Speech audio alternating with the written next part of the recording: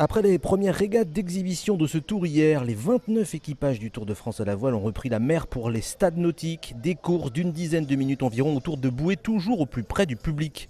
Les marins engagés dans cette aventure se sont affrontés juste en face de la plage de Malo-les-Bains.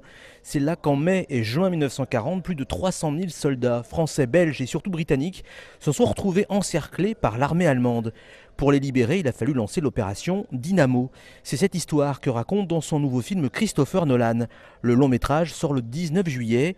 Il a été tourné ici, sur cette plage. 29 équipages sont engagés dans ce Tour de France à la voile, parmi eux des amateurs, mais aussi des professionnels de la voile. C'est le cas de Paul Meillat. Il a participé au dernier Vendée Globe à bord de l'ancien bateau de François Gabard. Justement, c'est que quand on fait du solitaire comme le Vendée Globe, on a envie aussi de découvrir d'autres choses, d'apprendre d'autres choses, donc de naviguer en équipage. Ça a toujours été ce que j'ai fait avant et j'ai pas eu le temps de le faire depuis longtemps parce que je préparais vraiment le Vendée Globe. Et là, c'est vraiment du plaisir de retrouver de la navigation d'équipage. Alors en plus, le format est complètement différent. On est sur des courses très réduites en mode show nautique.